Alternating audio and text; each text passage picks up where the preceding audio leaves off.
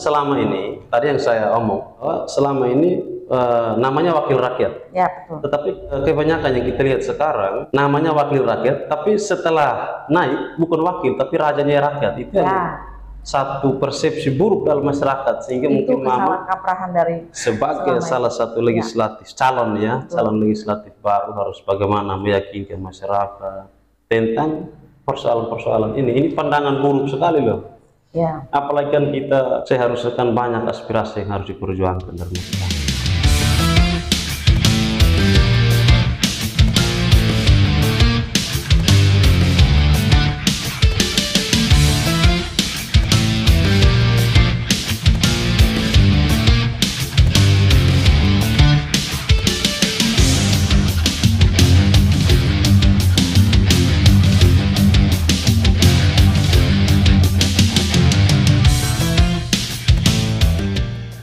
Oke, selamat malam. Bertemu lagi dengan saya Yeremnahat di podcast Lesia Masyarakat Kabupaten Melaka. Saat ini kita sudah bersama dengan salah satu narasumber yang luar biasa, salah satu tokoh perempuan yang katanya ada terlibat atau terjun juga dalam dunia politik. Kita akan bincang-bincang bersama dia, namun sebelumnya kita perlu untuk tahu siapa dia. Oke, selamat malam Mama. Selamat malam. Sebelum kita mungkin diskusi lebih lanjut, mungkin Mama bisa perkenalkan diri untuk penonton.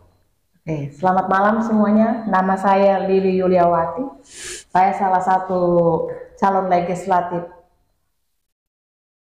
untuk Dapil 2 Kabupaten Malaka, yang dimana saya dipercaya oleh masyarakat untuk Dapil 2 untuk menjadi salah satu calon dari legislatif ini. Oke, Mama ini dari partai mana dulu? Saya dari Partai Hanura. Oke, Partai Hanura. Jadi Mama Lili, sepanaknya begitu ya, dari Partai Hanura. Oke Mama, selain itu saya juga ingin ini, mungkin Mama sebagai salah satu tokoh perempuan, kenapa harus terjun dalam dunia politik ini? Tidak mau usaha kah atau apakah? Karena pasti harus ke dunia politik. Apa yang memotivasi Mama untuk sampai terjun ke sana?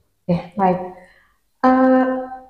Memang pada awalnya saya berpikir bahwa untuk terjun ke dunia politik itu sebagai perempuan sangat sulit, terutama untuk biasanya kan kalau ibu-ibu itu untuk urusan politik pasti akan katakan tidak, karena mereka berpikir politik sangat complicated, sangat rumit. Dan sebagai salah satu keterwakilan dari Partai Hanura, saya bersedia karena ada permintaan dari beberapa desa yang mengusung saya untuk menjadi salah satu calon legislatif dari Dapil 2, terutama saya keterwakilan dari Kecamatan Rinhat. Basically saya ini adalah pelayanan. Jadi sebelum saya terjun ke dunia politik, saya berbisnis dan bergerak di bidang pelayanan, baik itu untuk tiket pesawat, untuk pengiriman uang, dan orang mengenal saya sebagai artinya Mama terjun dalam dunia politik selain melihat mungkin kejanggalan-kejanggalan itu punya anggota DPR yang mungkin sudah terdahulu, itu juga atas dorongan masyarakat bahwa kenapa sih Mama tidak harus maju saja, siapa tahu bisa mewakili aspirasi masyarakat, begitu ya. Terus ini Mama, saya mau dengar dari Mama terkait pandangan masyarakat. Selama ini saya cukup berkeliaran di Melaka ya, mendengar ada beberapa, bukan beberapa, tapi sebagian, hampir sebagian besar masyarakat Melaka ini menganggap perwakilan rakyat ini sebagai apa ya, semacam namanya perwakilan, tetapi mereka tidak mewakili suara masyarakat. Mama mungkin sebagai salah satu calon legislatif baru melihat ini seperti apa, Mama? Sehingga bisa mematahkan itu. Ya, sebenarnya sebagai wakil rakyat itu, kita ini sebagai wakil rakyat, orang berpikir bahwa kami sebagai DPRD adalah posisi kami di atas. Sebenarnya menurut saya, namanya perwakilan itu justru kami harus melayani rakyat. Artinya secara kasarnya anak buahnya rakyat ya, begitu? Ya, betul. Karena kami itu kan dipilih oleh rakyat. Saya izin, kenapa saya bertanya seperti ini? Karena selama ini, tadi yang saya omong, bahwa selama ini namanya wakil rakyat. Ya, betul. Tetapi kebanyakan yang kita lihat sekarang, namanya wakil rakyat, tapi setelah naik, bukan wakil, tapi rajanya rakyat. Itu yang satu persepsi buruk dalam masyarakat, sehingga itu mungkin Mama kaprahan dari sebagai salah satu legislatif, calon ya, calon legislatif baru harus bagaimana meyakinkan masyarakat tentang persoalan-persoalan ini. Ini pandangan buruk sekali loh. Ya. Apalagi kan kita seharusnya kan banyak aspirasi yang harus diperjuangkan dari masyarakat. Ini lagi terkait Kabupaten Melaka. Kira-kira Mama melihat Kabupaten Melaka saat ini seperti apa? Kalau 10 tahun ya, sudah 10 tahun. Dekade. Sebenarnya kalau saya lihat dari potensi, saya bukan berasal dari Malaka, karena kebetulan suami saya dari Malaka, itu salah satunya di daerah Kada. Siap. Nah, kami tinggal di Betun sudah mau 17 tahun. Kami tinggal di Malaka dan kami melakukan pelayanan. Kami mulai merintis bisnis dari tahun 2007. Ya. Dan dari 2007 itu pun kami melakukan pelayanan, kami merintis bisnis bukan karena kami memang pengen punya usaha di situ, tapi karena ada dorongan dari masyarakat, karena kami pertama kali merintis usaha di daerah Kada. Jadi Bapak Tua ini bilang, Bapak almarhum ini, Om Bene, kami sebutnya Om Bene, bahwa Ci, bisa nggak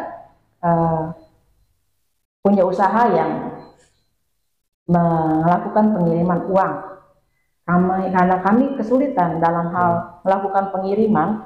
Kami harus tunggu berjam-jam demi anak kami yang sedang kuliah di Jawa. Artinya beberapa mungkin keadaan yang Mama alami itu yang memotivasi Mama untuk.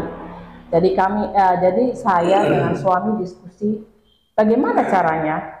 Karena kebetulan suami saya dulu memang orang Malaka. Orang Kada, tapi kalau Mama sendiri asli dari mana? Saya kalau kelahiran dari Cirebon, tapi saya sekolah kuliah di salah satu universitas di Jakarta, Universitas Tarumanagara.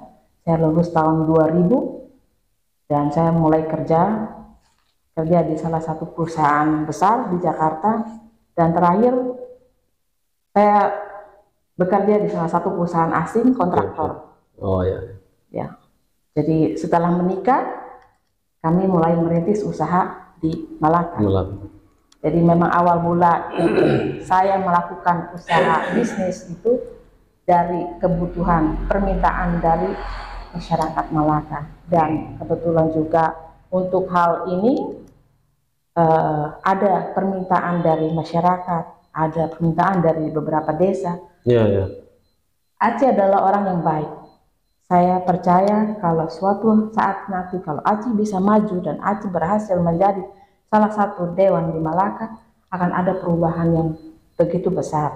Oke, Mama izin. Sebelum kita lanjutkan ini diskusinya semakin menarik, saya pikir kita harus minum dulu karena ini situasi dalam ruangan podcast juga panas. Jadi karena ini kita minum, ada pertanyaan-pertanyaan yang saya pikir cukup lumayan panas, jadi kita harus kasih dingin kerongkongan dulu.